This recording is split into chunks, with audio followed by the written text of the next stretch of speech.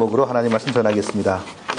자, 오늘부터 이제 야고보서 강의를 시작합니다. 야고보서는 우리가 너무나 잘 아는 것처럼 그리스도인의 행함을 강조하는 성경입니다. 그러나 사실 기독교는 결코 행함을 최고로 강조하는 종교가 아니라는 사실을 또 우리가 알고 있습니다. 그런데 야고보에서는 행함이 없으면 죽은 믿음이다. 행함이 없는 믿음은 귀신의 믿음이다. 또 이렇게 말씀합니다.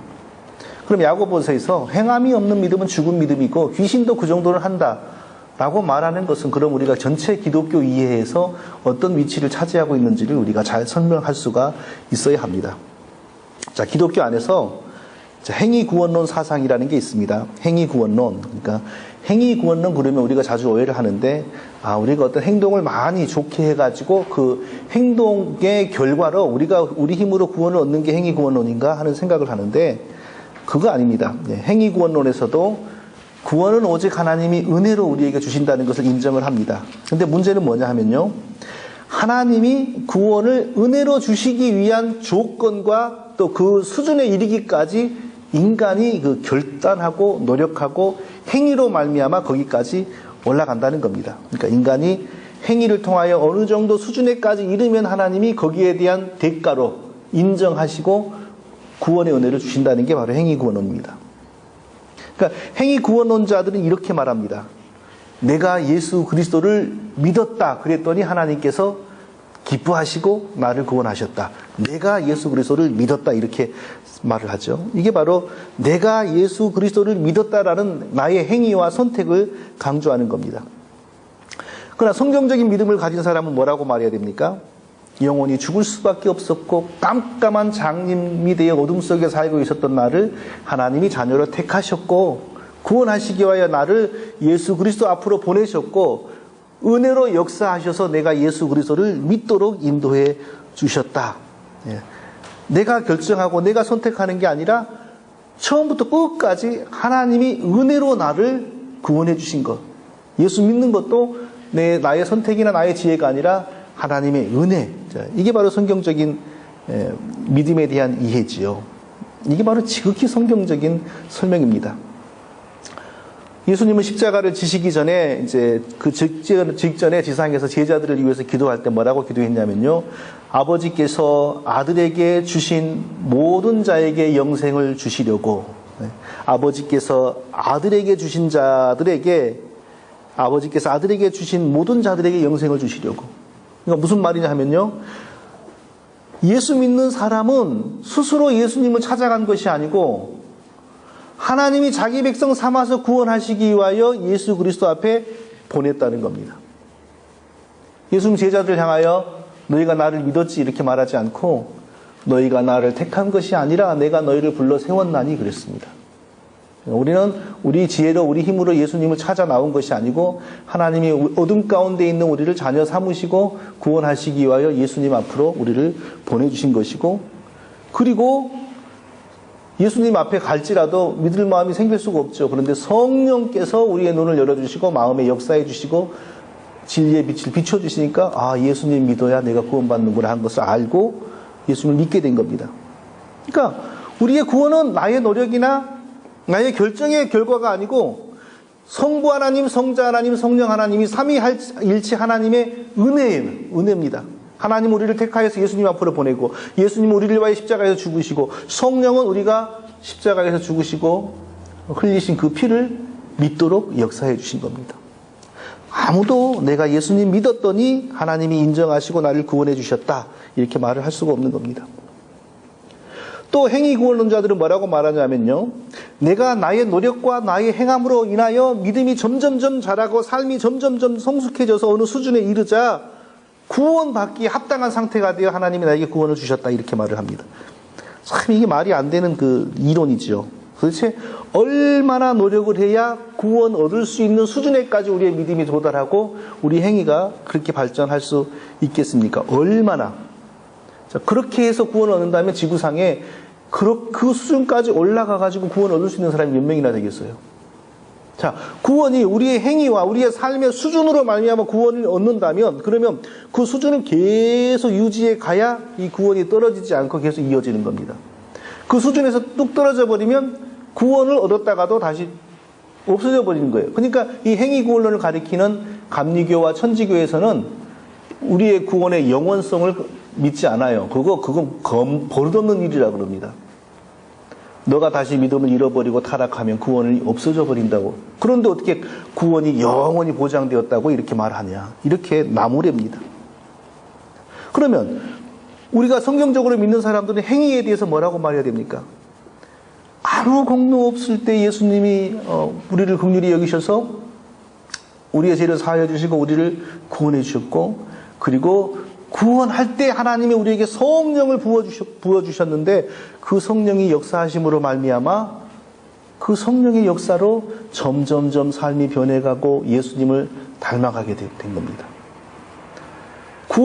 우리의 행위가 구원의 조건이 된 게 아니라 구원받은 그 열매로서 우리의 행위와 삶이 계속 예수님을 닮아가는 겁니다.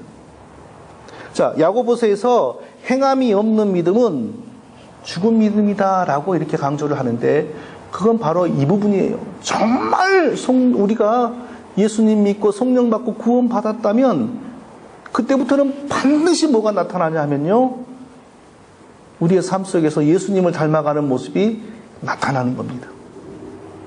변화가 없는 구원이 있을 수가 없고, 성화가 없는 칭의는 있을 수가 없고, 하나님의 자녀다운 삶에 그 열매가 없는 신자는 있을 수가 없다는 겁니다. 자, 그런 차원에서 야고보서는 행함이 없는 믿음은 죽은 믿음이다 이렇게 말합니다. 결코 야고보서가 로마서를 반박하는 게 아닙니다. 로마서는 오직 의인은 믿음으로 말미암아 살리라. 오직 믿음으로 말미암아 하나님의 인정을 받는다. 로마서는 이렇게 말을 해요. 그것은 뭐냐면 오직 하나님의 우리 행위가 아니라 은혜로만 구원받는다. 이것을 로마서에서 강조하는 거고, 야고보서에서는 그럼 오직 은혜로 우리가 구원받고 나면 우리의 삶은 어떻게 변하냐. 이것을 설명해 주는 거예요. 그러니까 두 개는 이렇게 서로 공격하는 성경이 아니고, 종교개혁자 루터는 이 부분을 잘 이해를 못했는지 그 유명한 사람이 나중에는 야고보서를 읽다가 화가 나가지고 이 지푸라기와 같은 성경을 우리가 왜 읽어야 되냐 하면서 버리자 그랬어요. 로마서와 야고보서가 이렇게 서로 보완한다는 것을 생각을 못한 거죠. 자, 오늘 이 중요한 야고보서의 서문인데요. 이 서문에서 발견되는 중요한 사실 두 가지를 살펴보겠습니다. 자, 첫째로는 우리는 하나님이 우리를 하나님의 사람으로 만들어 가시고 변화를 시킬 때 그 하나님의 은혜의 역사가 단순간에 벌어지는 게 아니라 길고 긴 과정을 통하여 나타나서 우리의 삶이 변화된다는 사실을 우리가 기억해야 됩니다. 자, 누구도 한순간에 확 변하여서 하나님의 온전한 사람으로 바뀌지를 못합니다. 하나님은 자기 백성들을 긴 과정을 통하여 변화시켜 가십니다. 제 인생에서 제가 설교를 주면서 가만히 돌아보니까요, 가장 귀중한 변화는 제 인생에서 언제 벌어졌냐면 최근 한 5, 6년 사이에 일어났습니다. 제가 한 5, 6년 사이에 정말 목회자로서 설교자로서 하나님의 말씀에 대해서 많이 알게 되었고, 정말 하나님의 그 진리의 말씀을 붙잡게 되는 그 굉장한 변화가 최근 한 5, 6년 사이에 벌어졌습니다. 물론 제가 97년도부터 목사였습니다. 92년부터 전도사로서 하나님 말씀을 전하면서 살았습니다. 근데 그 긴 과정 속에서 가장 결정적인 정말 은혜를 제가 언제 받았냐면 최근 한 5, 6년 사이에 제가 받았다고 제가 생각됩니다. 자신 있게 정말 복음의 진리가 뭔지를 외칠 수 있는 훈련을 많이 주셨어요. 그런데 이 최근 5, 6년이 저희 인생에서 있기 전에 이미 하나님은 오래전부터 제 인생을 다루어오는 긴 그 과정이 시작되었다는 걸 느낍니다. 일찍 20살 무렵부터 육신의 질병으로 허세 고생을 많이 했습니다. 목회를 하면서 인간적으로 좋은 일보다는 참 어렵고 힘든 일을 훨씬 더 많이 만나고, 그러면서 교회에 모이는 사람들이 얼마나 우리 교회를 생각하고 하는 말 아닙니다.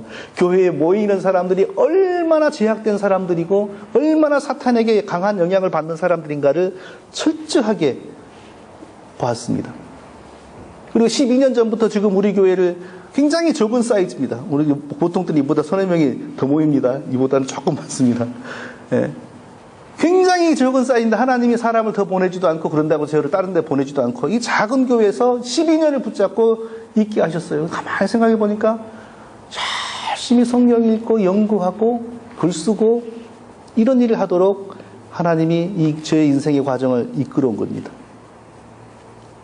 돌이켜보니까 하나님이 저의 인생이 긴 이런 과정이 아니면 제가 지금처럼 하나님의 말씀에 대해서 정말 힘껏 외칠 수 있는 목사가 될 수가 없었어요. 신학교에 많은 선생들이 있으나 신학교에 많은 선생님들이 이런 것을 가르치는 것을 거의 보지를 저는 못했어요.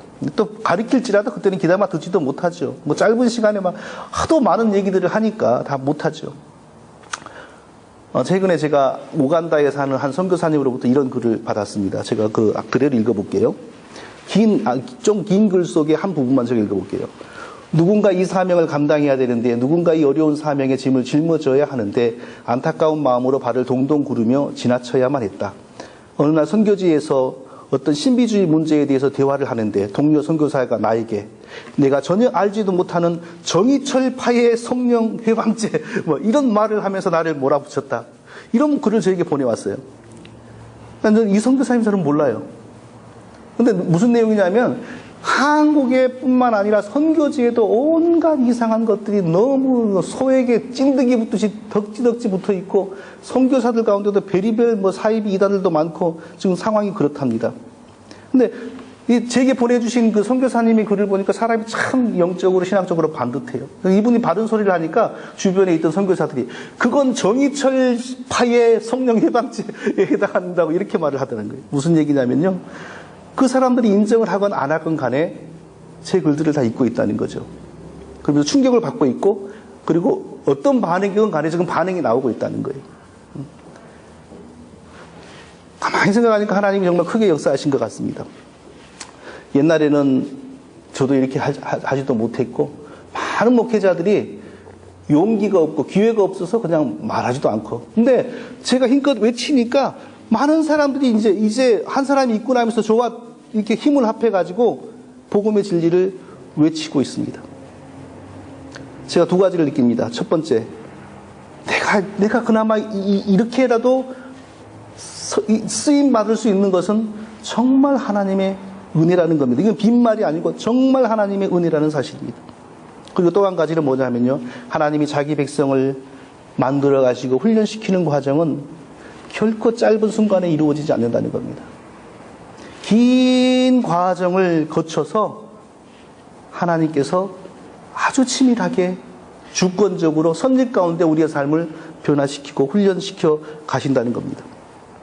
만일 제가 일찍부터 아주 건강했고 언제나 모범생이었고 그리고 제 삶에서 특별히 흠거리가 없이 아주 멋지게만 살아왔다면 결코 제가 하나님의 은혜라는 사실을 고백하지 못할 겁니다. 안 할 겁니다. 제가 34살에 은격결에 담임 목회 청빙을 받았는데요. 미국에 유학 가가지고.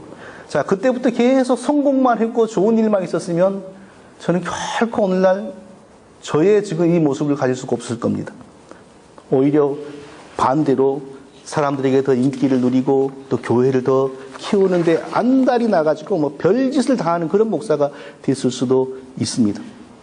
자, 이런 것을 보면 하나님께서 자기 백성들을 인도해 가시고 만들어 가시는 과정은 단순간에 쭉 벌어지는 일이 아니고 오래전부터 정말 그 롱타임 프로세스를 하나님이 주권과 섭리 가운데 작동시켜서 우리를 길게 보면서 만들어 간다는 사실을 인정하지 않을 수가 없습니다.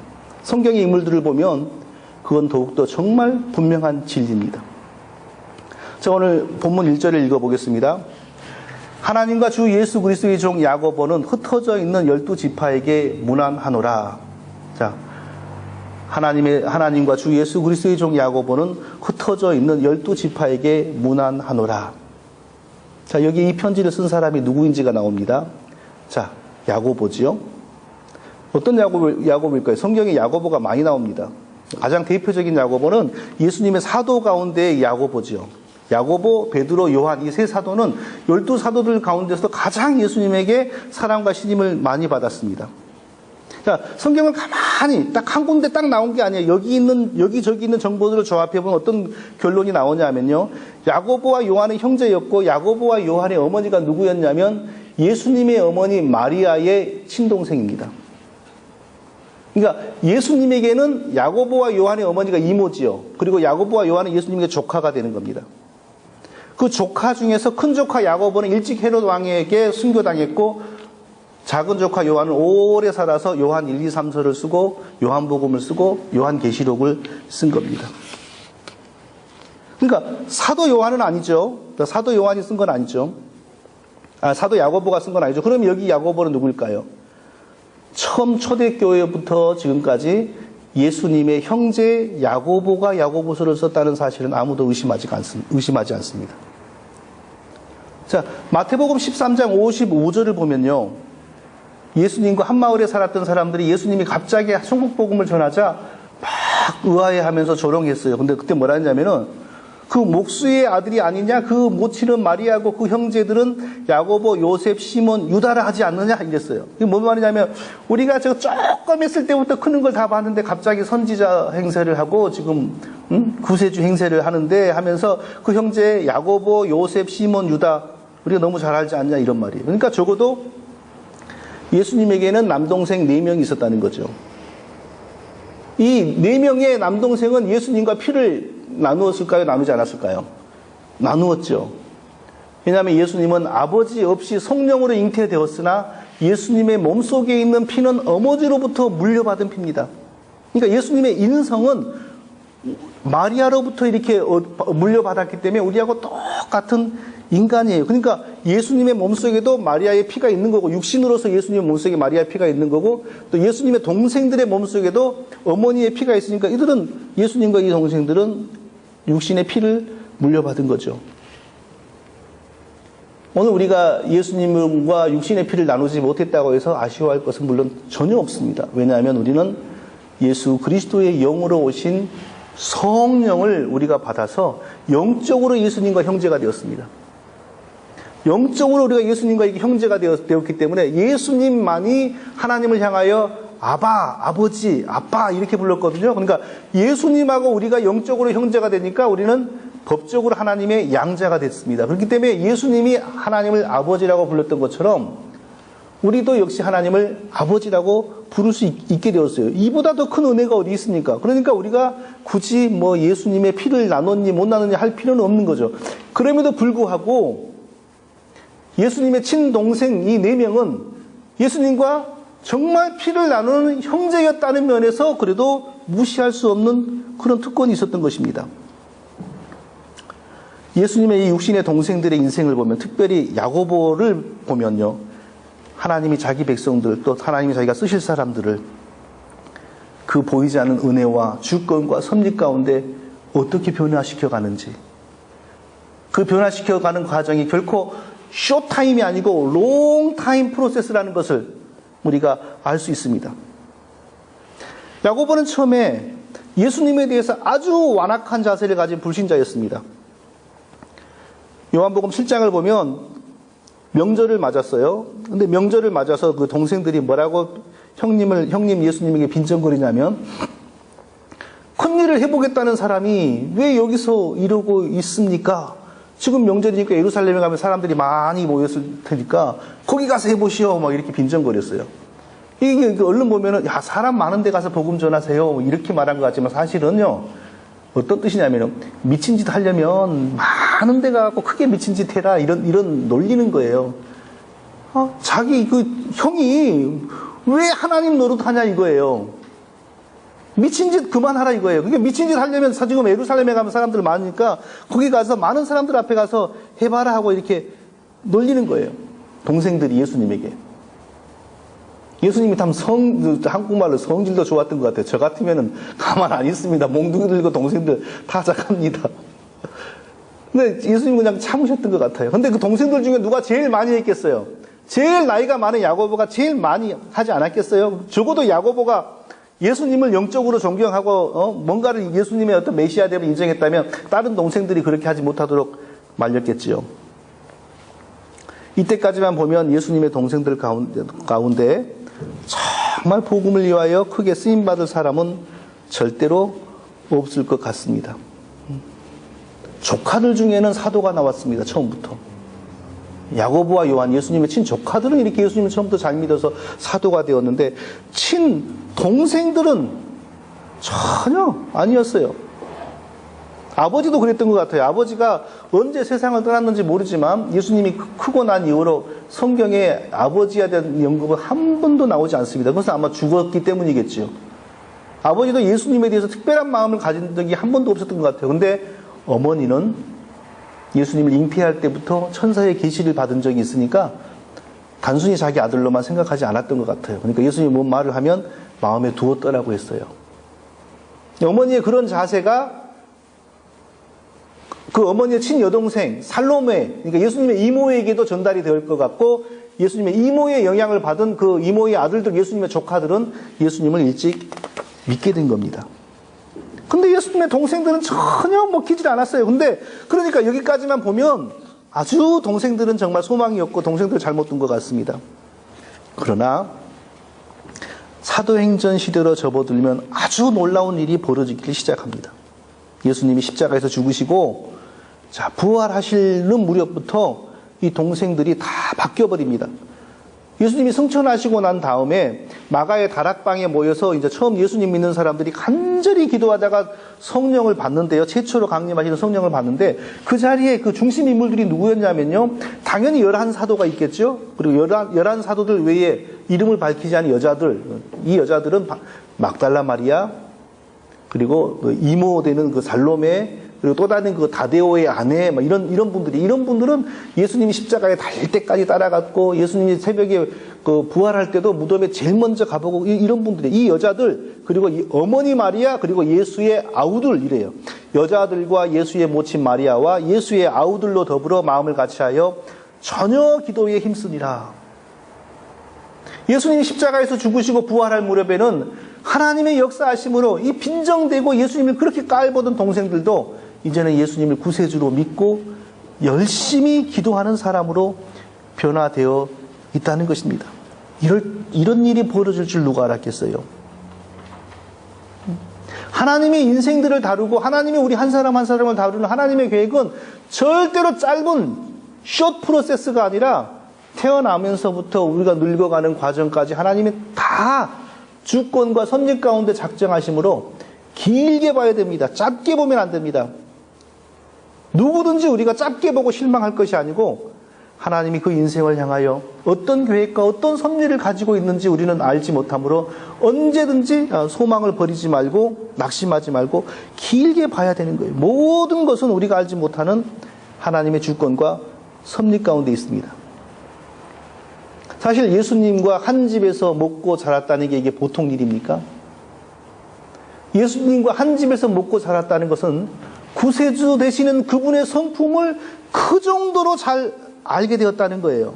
그런 특권이 어디 있습니까? 우리는 지금 성경으로만 알고 우리 안에 거하시는 성령이 가르쳐 주시고 깨닫게 해주시는 게 전부지 않습니까? 물론 그것도 부족함이 없습니다. 구원받기에는. 그러나 예수님의 이 아우들은 완전한 사람이고 완전한 하나님이신 그분을 한 집에서 24시간 대하고 같이 살아온 거예요. 이것은 보통 특권이 아닙니다. 자, 이랬기 때문에 나중에 말씀을 바르게 배우고 성령이 임하시니까 사도는 아니었어도 사도 못지않은 영향력들을 가지게 된 겁니다. 사도행전을 보면 조금 시간이 지나가면 야고보는 곧바로 베드로와 동등한 위치에 서게 됩니다. 베드로가 체포되었다가 감옥에 나왔을 때 이제 남아있는 교회를 베드로가 걱정이 되니까 이제 뭔가 조치를 취하지 않겠습니까? 제일 먼저 뭐라 그러냐면 제일 먼저 만난 사람에게 내가 감옥에 나왔다고 야고보와 다른 형제들에게 전해라 이럽니다. 야고보가 교회를 이끌어가는 중심 인물이었다는 겁니다. 사도행전 15장을 보면은 당시에 그 이방인들 문제로 이제 세계적이지 아니죠. 그때는 아직은 기독교 세계가 좁으니까. 하지만 근데 세계적인 종교회의가 벌어졌는데 마지막 결론을 짓는 사람이 누구냐면 예수님의 형제 야고보였습니다. 벌써 이미 기독교 세계의 중심 인물이 되어 있는 겁니다. 바울이 다메섹에서 예수님을 만나고 나서 이제 자기도 예수님 믿게 되었다고 예루살렘 지도자들에게 가서 말하고 싶어서 예루살렘을 찾아갔습니다. 그때 다른 사람을 못 만나고 누구를 만났냐 하면 야고보를 만납니다.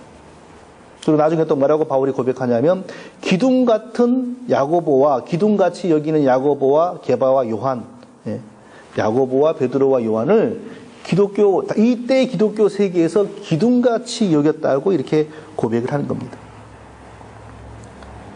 예수님에게 다른 동생 그 유다도 있는데요. 아마 이 유다도 활동이 대단했던 것 같습니다. 무슨 일을 했는지 자세히 알 수는 없으나 성경의 유다서도 예수님의 친동생 유다가 쓴 겁니다. 그렇게 예수님을 빈정하고 조롱하고, 또 다른 성경을 보면요, 사람들이 예수님 미쳤다 하니까 동생들이, 그때는 어머니도 같이 합세해가지고 예수님 잡으러 왔어요. 집에 가자고. 이랬던 사람들이에요.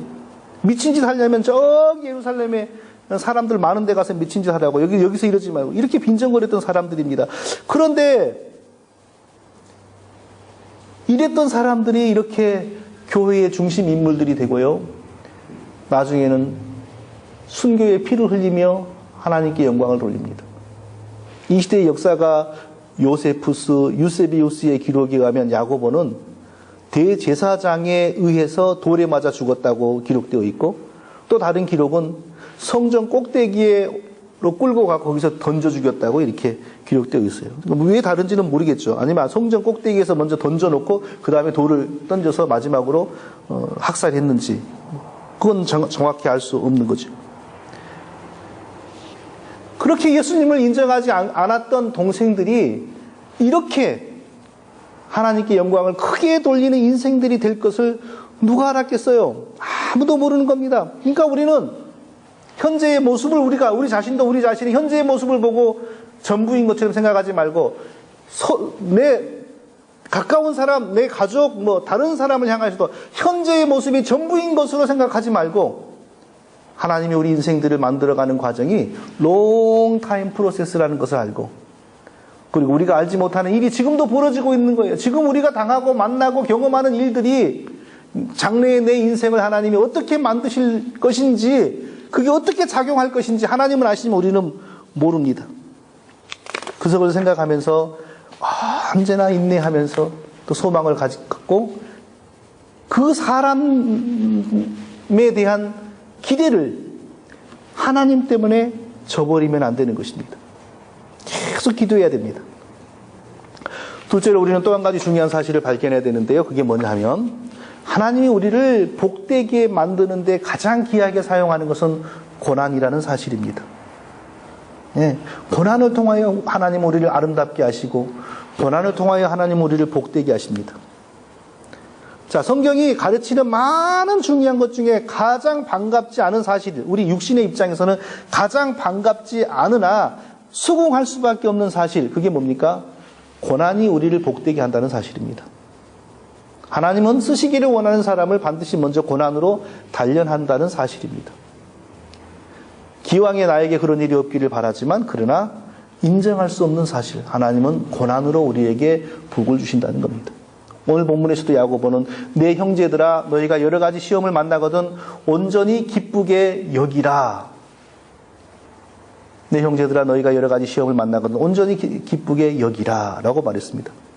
시험을 만나거든 기뻐하라고 했는데요. 시험은 뭘까요? 성경에서 시험은 크게 두 가지입니다. 첫째로는 나를 죄짓게 만들려고 유혹하는 것을 시험이라고 합니다. 또 한 가지는 하나님 못 믿게 고통 주고 핍박 주는 것도 시험이라고 합니다. 자, 그럼 문맥을 보죠. 만일에 야고보 사도가 형제들아 너희에게 죄짓게 다가오는 유혹을 만나거든 온전히 기뻐하라, 이거 말이 안 되지 않습니까? 이런 뜻으로 쓰인 것이 아니고, 형제들아 너희가 믿음으로 인하여 당하는 고난이 오거든 온전히 기뻐하라, 핍박을 얘기한 거예요. 실제로 지금 야고보서는 대략 한 62년경에 쓰인 것으로 짐작이 됩니다. 그런데 야고보는 그 다음 해쯤이나 그 다음 해쯤에 죽습니다. 그러니까 이 편지를 쓸 때는 벌써 느낌이 오는 거죠. 아, 세상 돌아가는 게 믿는 사람들이 살아나기가 어렵겠구나 하는 걸 이미 느낀 겁니다. 그리고 67년부터는 로마의 대박해가 시작이 됩니다. 그래서 믿는 사람들이 사자밥이 되고 떼죽음을 당하는 일이 벌어지기를 시작하는 것입니다. 바로 그런 것을 내다보면서 믿음으로 말미암아 고통을 당하게 되면, 핍박을 당하게 되면 온전히 기쁘게 여기라 라고 이렇게 야고보는 말한 것입니다. 자, 세상의 종교들은 고통을 피하기를 원하고 고통과 불행에서 벗어나기를 위해서 온갖 치성을 하고 정성을 바치고 소원을 빌고 기도합니다. 세상의 종교는 다 그런 종교죠. 어려움이 오면 온전히 기뻐하라 라고 말하는 종교는 기독교뿐입니다. 세상의 눈으로 보면 기독교는 사이코 종교지요. 세상이 고난에 대해서 할 수 있는 가장 그 한계치가 어디냐면, 고난은 원래 인간하고 밀접한 거다, 그러려니 하고 살아라, 이런 정도입니다. 불교는 인생을 고통의 바다라 그러지 않습니까? 또 스토아 철학은 인생은 항상 고난 가운데 있는 것이다. 행복하게 살려고 하지 말고 의뢰의 고난 당하면서 불행하게 살 것을 당연시하면서 체념해야 된다. 스토아 철학은 그렇게 가르쳤습니다. 근데 기독교는 다르죠. 믿는 자들에게 고난이 다가오면 온전히 기쁘게 여겨라, 이렇게 말을 해요. 왜 성경은 믿는 사람에게 고난이 오면 온전히 기쁘게 여겨라 이렇게 말하겠습니까? 고난은 우리에게 인내를 만들어내고, 인내는 결국 우리가 하나님의 백성으로서 부족함이 없는 사람으로 우리를 만들어 간다고 성경은 말씀합니다. 고난이 오면 둘 중에 하나죠. 자살하거나 참고 살거나 둘 중에 하나예요. 근데 우리가 자살하겠습니까? 성령 받은 사람은 절대 자살하지 않습니다. 어떤 어려움을 당해도 성령 받은 사람은 자살하는 법이 없습니다. 오히려 하나님을 의지하면서 끈질기게 살아갑니다. 그 과정 속에서 믿음이 점점 강해지는 겁니다. 고난 속에서 믿음이 점점 강해진다는 것은요, 정말 하나님의 백성으로서의 정체성이 분명해진다는 겁니다. 그러니까 하나님은 자기 백성들이 더 귀하게 복 주시기를 원하는 자기 백성들에게 고난을 면제시키지 않고 더 많이 주는 것입니다. 성도 여러분, 석탄하고 다이아몬드가 어떤 면에서 비슷한지 아십니까? 석탄과 다이아몬드의 주 성분이 굉장히 유사하다고 합니다. 큰 차이가 없다고 합니다. 제가 자세히는 모르겠지만 석탄과 다이아몬드의 주 성분은 대충 비슷비슷하다고 합니다. 근데 왜 한쪽은 석탄이고 한쪽은 다이아몬드인지 아십니까? 똑같이 땅속에 있는데 석탄은 느슨한 상태에서 오래 시간이 흘러가는 거고, 다이아몬드는 강력한 압박을 받은 상태에서 오랜 시간이 지나가는 거랍니다. 다르게 말하면 석탄은 똑같은 물질이 고난을 덜 당하면서 땅속에 썩는 거고, 다이아몬드는 똑같은 물질이 강력하게 압박을 당하면서, 시련을 당하면서 오랜 시간이 가는 거예요. 바로 여기에서 석탄과 다이아몬드가 갈라지는 겁니다. 하나님의 백성들 가운데 정말 은혜 받고 하나님 백성으로서의 부족함이 없는 사람들은 한결같이 고난으로 인생을 많은 것을 보냅니다. 그 고난 가운데 하나님의 백성으로서 갖추어야 될 많은 자질들을 구비하게 됩니다. 그래서 모세와 같은 사람이 되고 다윗과 같은 사람이 되고 요셉과 같은 사람이 됩니다. 그런데 하나님 백성들 가운데서도 특별하게 고난이 없이 무탈하게 가는 사람들이 있습니다. 그러면 뭐가 되겠어요? 석탄이 되는 겁니다. 석탄이 되면 좋겠습니까? 다이아몬드가 되면 좋겠습니까? 하나님이 저에게 묻는다면 하나님 마음대로 하십시오. 일부러 고난 주시라고 부탁은 안 하겠습니다. 저는 이러겠습니다. 그래서 성경은 너희에게 믿음으로 말미암아 고난이 오면 온전히 기쁘게 여기라 이렇게 말하는 겁니다. 왜? 그 고난은 결국 우리에게 놀라운 하나님의 선물을 주는 손길이기 때문에. 모세를 보십시오.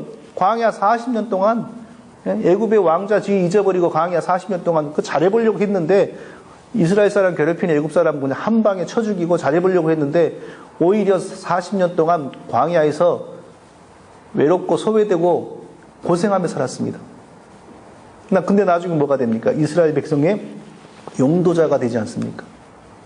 다윗이 골리앗을 죽이고 완전히 영웅이 됐습니다. 큰 공을 세웠으니까 당연한 거 아닙니까? 근데 뭐가 다가옵니까?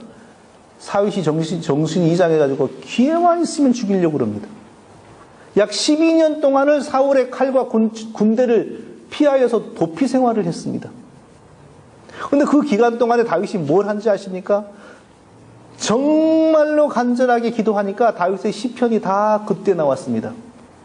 그러나 나중에 고난이 없어졌을 때는 석탄이 돼가지고 범죄해버립니다. 그 범죄의 대가로 엄청난 고난을 당하게 됩니다. 요셉을 보세요. 17살에 애굽의 노예상인에게 팔려갔습니다. 그래도 잘 믿었습니다. 하나님 보시기에 정말 바르게 살았습니다. 그랬더니 좋은 일 벌어지는 게 아니라 더 깊은 감옥에 들어갑니다. 자, 이런 고난의 과정을 거치니까 뭐가 됩니까? 다이아몬드가 됩니다. 애굽의 총리가 되지 않습니까? 이런 과정이 없었다면 애굽의 총리가 되지도 않았을 것이고, 애굽의 총리가 되어도 어찌 교만해지지 않고 하나님께 영광을 돌리겠습니까? 불 속에서 시련을 받으면 모든 불순물들은 녹아버립니다. 우리가 고난을 당할 때 반드시 우리에게 나타나는 귀한 선물은 뭐냐면 모든 범죄가 우리에게 떠나간다는 겁니다. 저는 위암 선고받고 죽어가는 사람이 바람 피는 거 못 봤습니다. 곧 죽어가는 사람이 더러운 죄 짓는 거 못 봤습니다. 나중에 다 살아나서 죄 짓습니다. 네. 고난을 우리가 당하면 하나님과의 관계가 변합니다. 고난을 당하면 예배가 달라집니다. 고난 당하다가 예배 나온 사람이 조는 거 못 봤습니다. 눈이 초롱초롱합니다. 고난 당하는 사람이 기도 안 하는 거 못 봤습니다. 기도가 살아있습니다. 고난이 없으니까 기도가 죽고 예배가 죽고 하나님과의 관계가 죽는 것입니다. 그러므로 하나님을 사랑하는 자들, 정말 복주기를 원하는 자들에게 고난을 주십니다. 고난으로 우리가 이렇게 변화되어서요, 정금 같은 성도가 되고 충성하면 나중에 또 뭐가 주어지냐면 하늘의 면류관이 있습니다. 하나님을 너무 기쁘시게 했기 때문에 하늘의 면류관이 있는 것입니다. 그러므로 고난을 당하면 온전히 기쁘게 여기라, 온전히 기뻐하라 라고 말합니다. 성도 여러분, 우리가 일부 하나님 나에게 고난 주십시오, 고난 주십시오. 그렇게 할 일은 아니지만 하나님의 주권과 섭리 가운데 우리에게 그런 일이 있으면 어떻게 해야 되겠습니까? 온전히 기쁘게 여기고 인내하고 기도하는 우리 모두가 되시기를 예수님의 이름으로 축원드립니다.